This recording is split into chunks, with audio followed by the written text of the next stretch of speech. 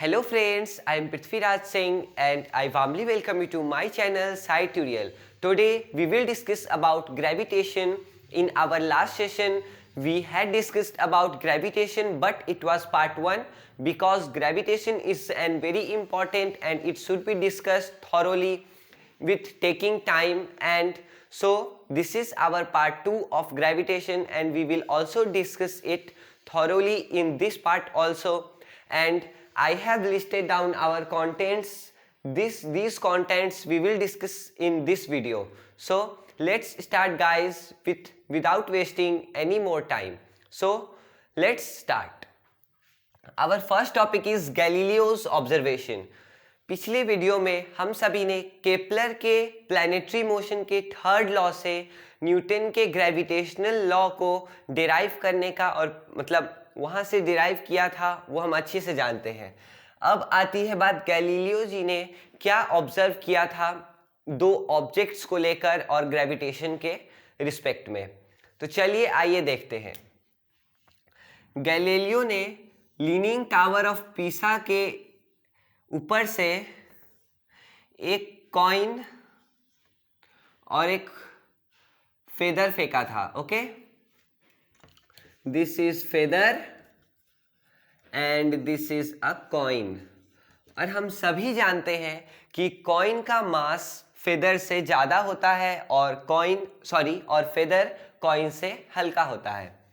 ठीक, अब इसके बाद उन्होंने क्या किया, इन दोनों को एक साथ ऊपर से ड्रॉप कर दिया। ठीक, सीधे ड्रॉप कर दिया।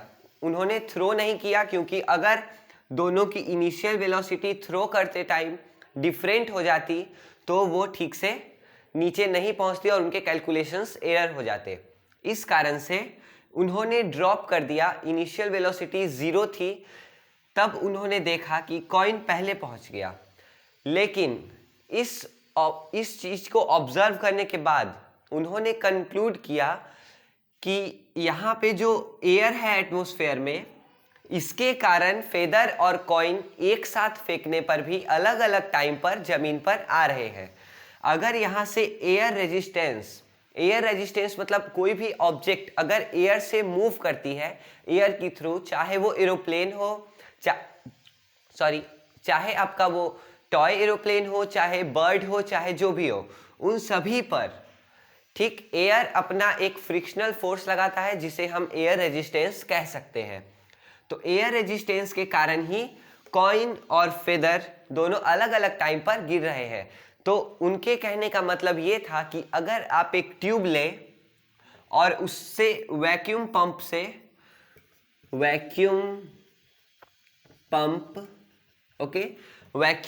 से इसके अंदर की एयर को पूरा पंप आउट कर दे, तब आप अगर इसको इन्वर्ट करेंगे तो फेदर और कॉइन तो गिरेगा। ओके, मतलब जैसे ये एक बोतल है, बोतल के बेस में कुछ रख दीजिए, फिर बोतल को इन्वर्ट कीजिए तो वो जो बेस में था वो टॉप पे आ जाएगा क्योंकि ग्रेविटेशन के कारण टॉप नीचे आ गया है। अब ठीक है, यहाँ तक आप अच्छे से समझ गए। तो हम इसमें से एयर जब निकाल देते हैं तब फेदर और कॉइन एक साथ नीचे गिरते हैं, जिसका मतलब ये है कि अगर एयर रेजिस्टेंस ना हो तो दोनों एक साथ ही गिरेंगे। ठीक, और एयर रेजिस्टेंस आप पूछ सकते हैं कि कॉइन पर ज़्यादा क्यों, कॉइन पर कम और फेदर पर ज़्यादा क्यों लग रहा है। तो एक फैक्टर मैं आपको बताता हूं कि एयर रेजिस्टेंस जो है वो सरफेस एरिया पर डिपेंड करता है। जिसका सरफेस एरिया ज़्यादा हो, ओके, सरफेस एरिया जिसका ज़्यादा होगा एयर उस पर अपना रेजिस्टेंस ज़्यादा लगाएगा। तो यहाँ क्या हो रहा है कि फेदर थोड़ा ब्रॉड है इन नेचर, इसका सरफेस एरिया ज़्यादा है इन रिस्पेक्ट टू कॉइन, और कॉइन का मास भी ज़्यादा होते हुए उस पर इस कारण से एयर रेजिस्टेंस कम पड़ रहा है। और फेदर में इसका सरफेस एरिया ज़्यादा होते हुए इस फेदर पर एयर रेजिस्टेंस ज़्यादा पड़ रहा है, जिसके कारण एयर फेदर को हवा में रेजिस्ट कर रहा है नीचे आने से। इसके कारण कॉइन पहले रेस जीत जा रहा है।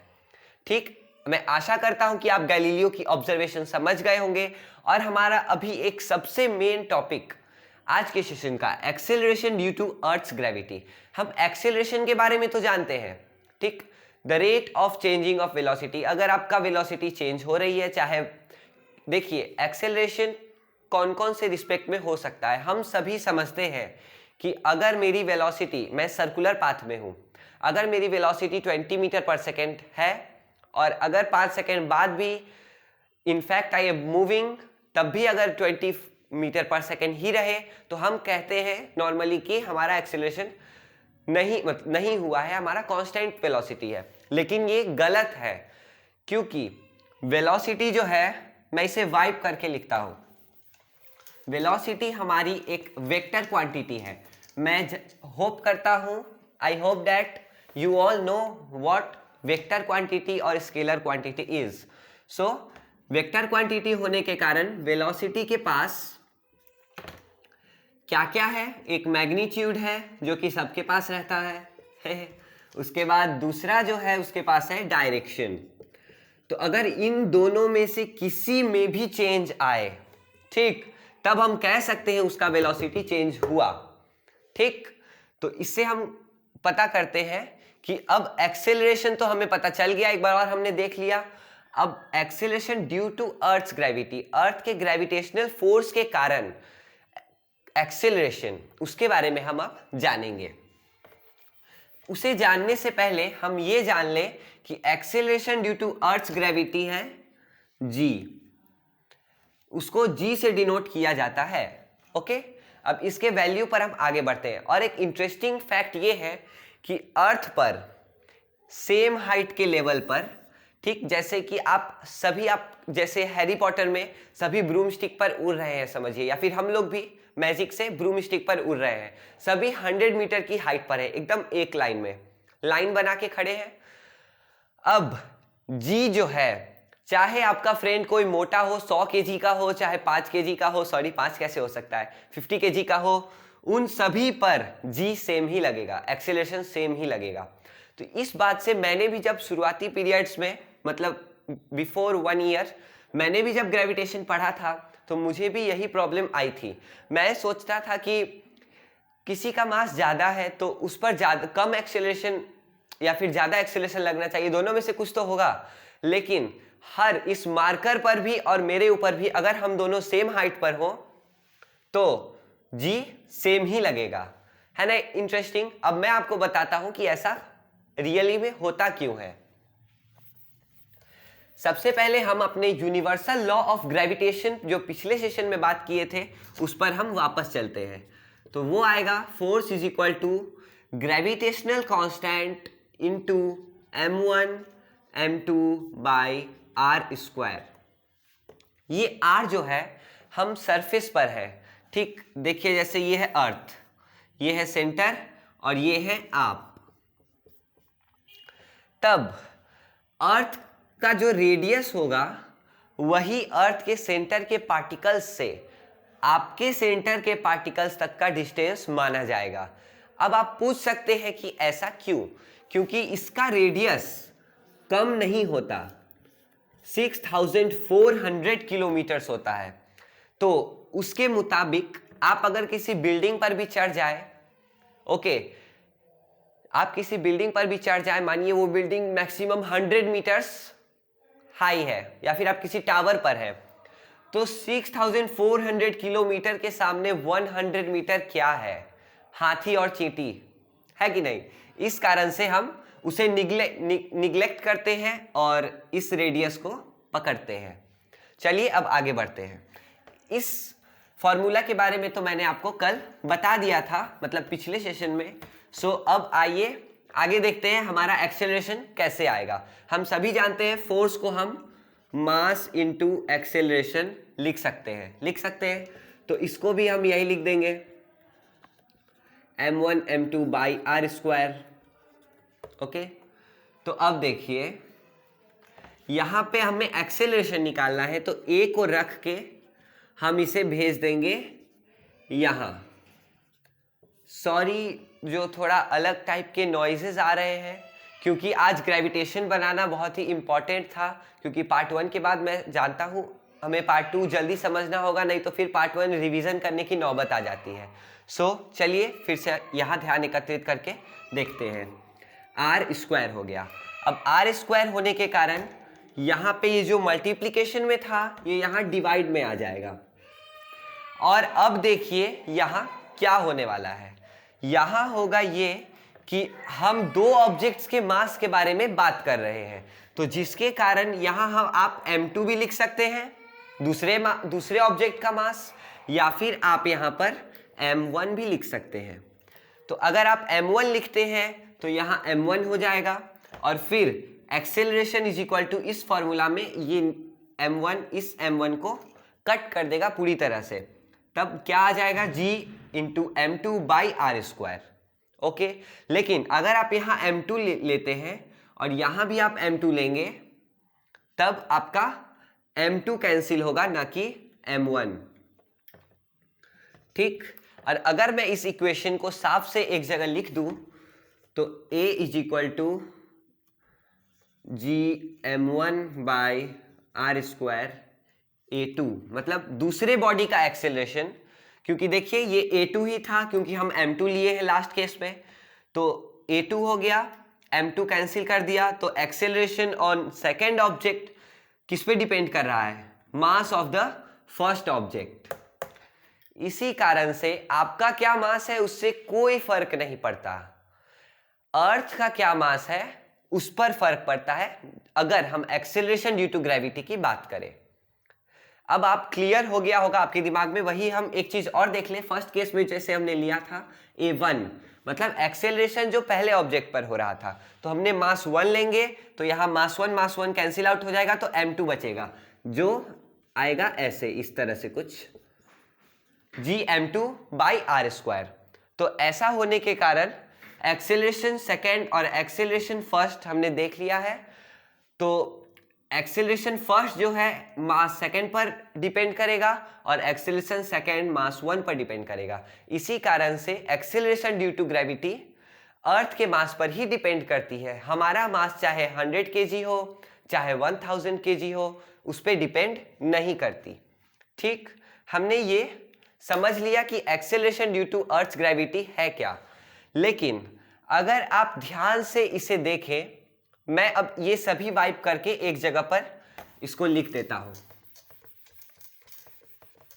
और मैंने आपको बताया था कि एक्सेलरेशन ड्यू टू ग्रेविटी का स्टैंडर्ड नेम है g, तो हम यहां पर ऐसे लिख देते हैं आर स्क्वायर। ओके, अर्थ के बारे में बात कर रहे हैं इसलिए यहां पर m के नीचे e लिखा है मैंने और r के नीचे भी e लिखा है।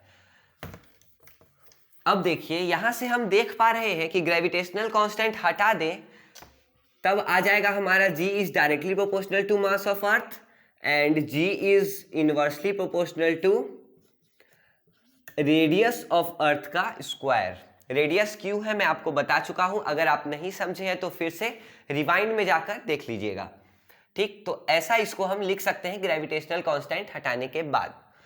तो यहां से हमें पता चल रहा है कि जैसे जैसे अर्थ के सेंटर से हम ऊपर जाते जाएंगे, जिसका मतलब अर्थ के सेंटर के पार्टिकल्स और मेरे बीच में डिस्टेंस बढ़ता जाएगा, वैसे वैसे ये एक्सेलरेशन ड्यू टू ग्रेविटी घटता जाएगा। मतलब acceleration due to gravity decreases with increasing of height from the centre of अर्थ।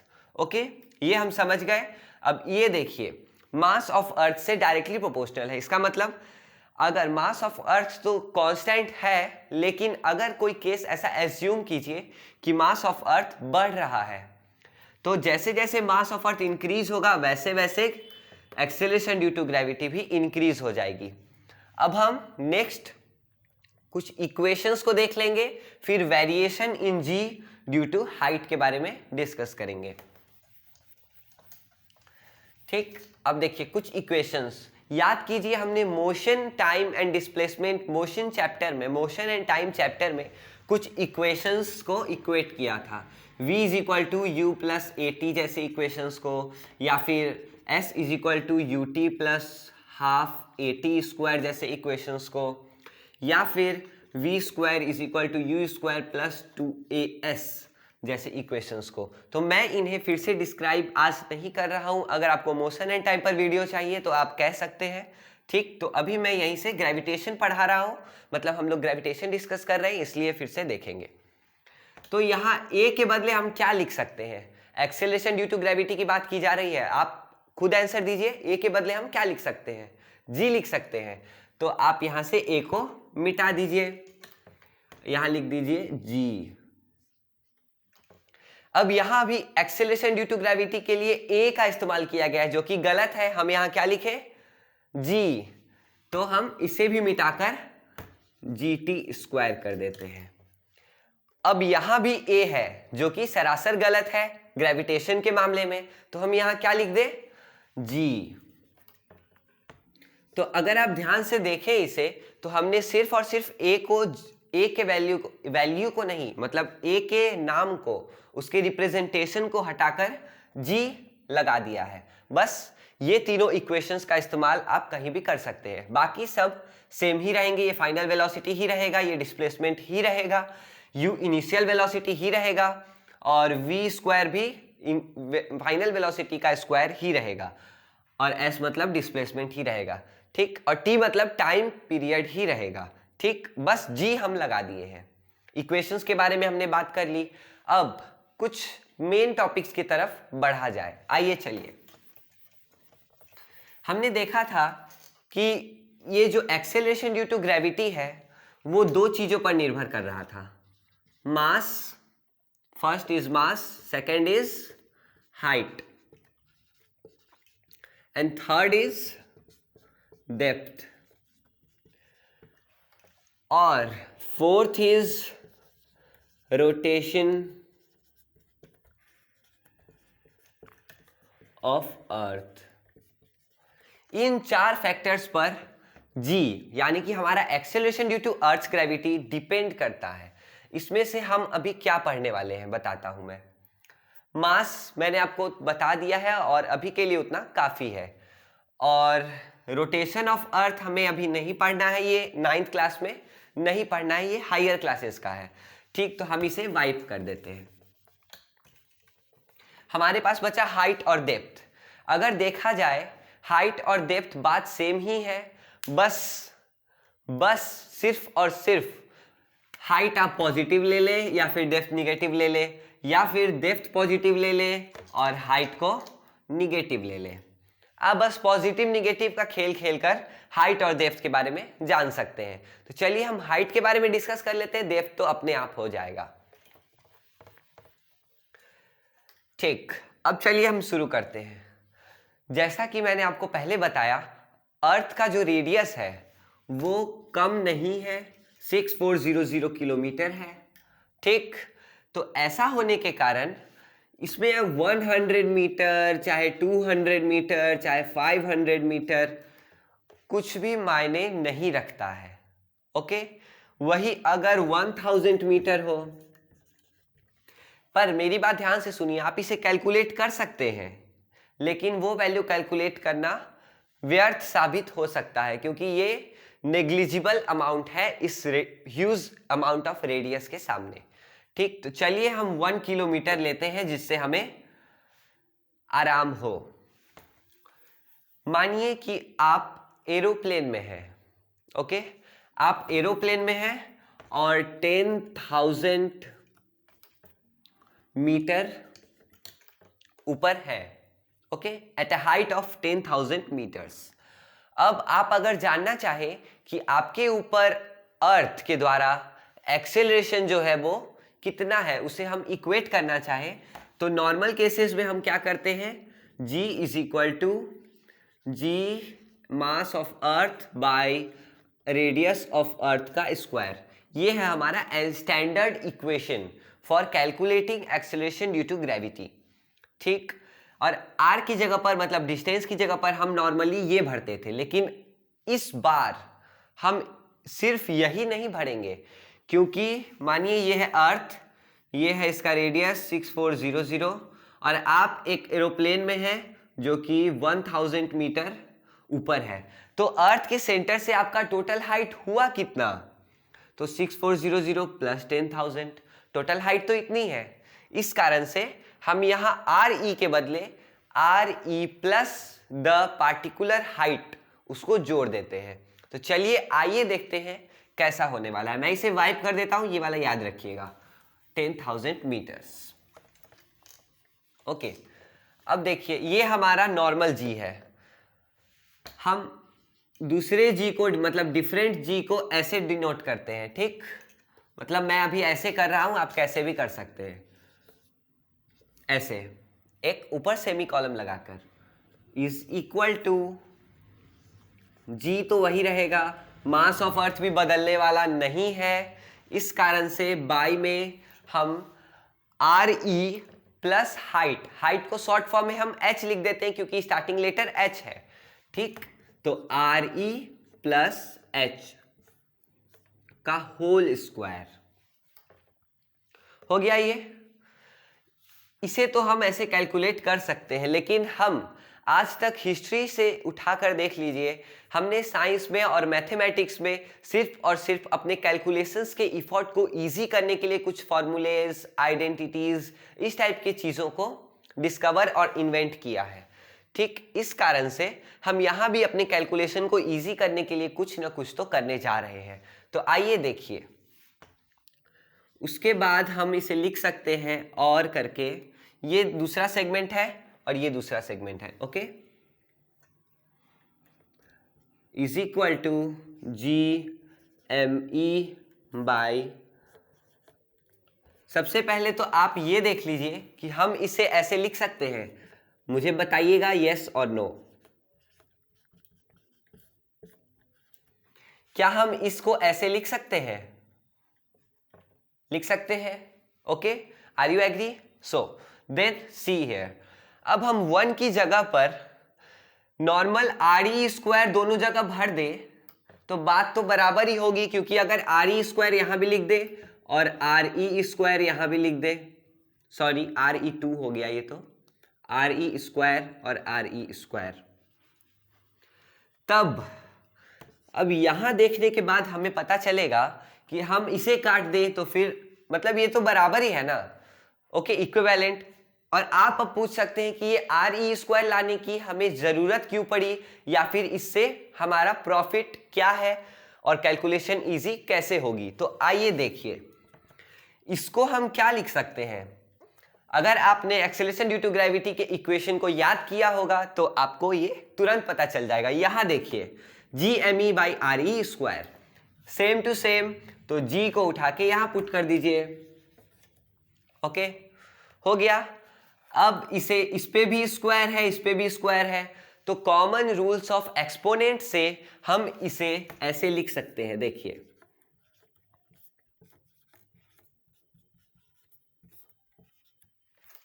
लिख सकते हैं। तो ये हमारा फॉर्मूला हो जाएगा इसके लिए।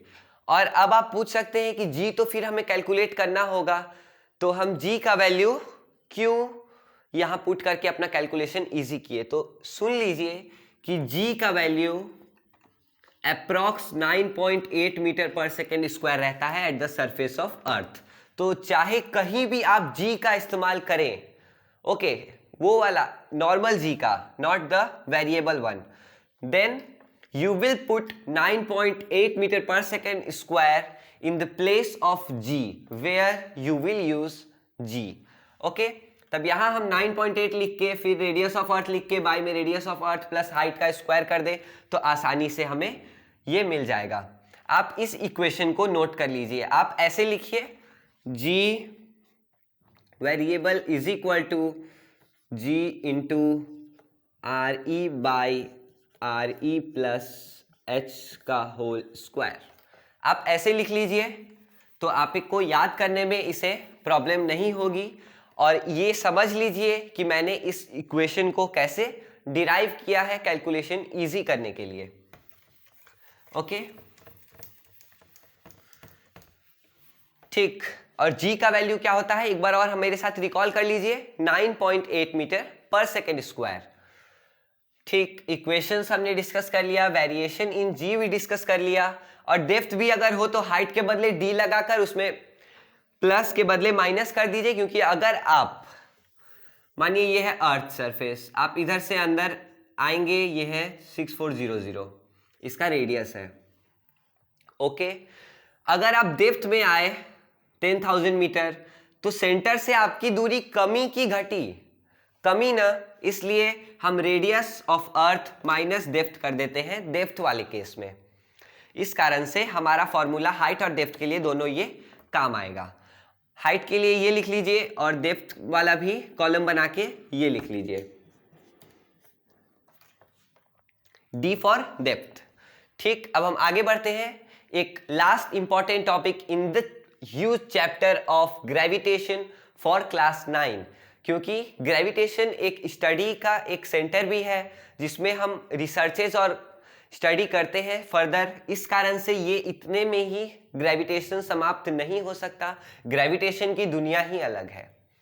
ठीक, चलिए अब हम आगे बढ़ते हैं। What is mass? मास और वेट की चर्चे और डिस्कशन, डिबेट, ये सब इतने पॉपुलर है कि मैं आशा करता हूं कि आपको ये पहले से ही पता हो, लेकिन अगर नहीं पता तो चिंता मत कीजिए, हम फिर से इसे डिस्कस करने वाले हैं।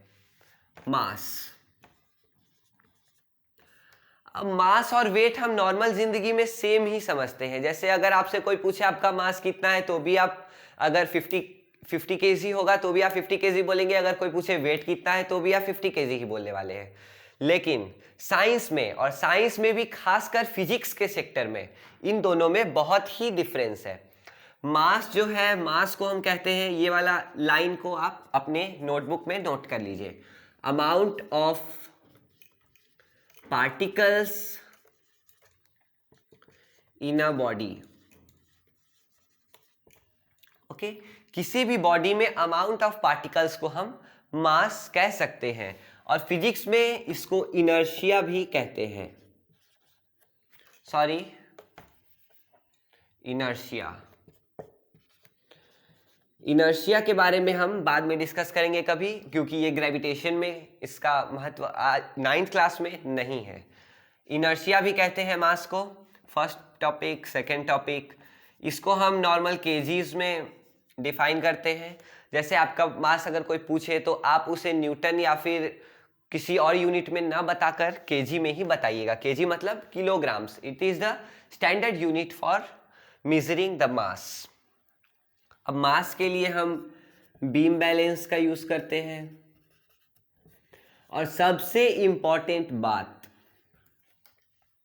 अगर आप मेरे साथ मार्स पर चले, ओके, तब वहां भी आपका मास सेम ही रहेगा, और अगर आप मेरे साथ जुपिटर पर भी गए तो भी आपका मास सेम ही रहेगा। इसका मतलब हम ये कंक्लूड कर सकते हैं कि 5th number conclusion of mass is, it is constant. Universe में आप कहीं भी चले जाए, मास आपका कांस्टेंट ही रहेगा। 50 केजी है तो 50 केजी ही रहेगा, वो 70 या फिर 13 नहीं होने वाला है। ठीक, अब चलिए हम वेट के बारे में डिस्कस करते हैं। इसे नोट कर लीजिए, मैं अपनी मार्कर का कैप उठा लेता हूं, वो नीचे गिर गई है।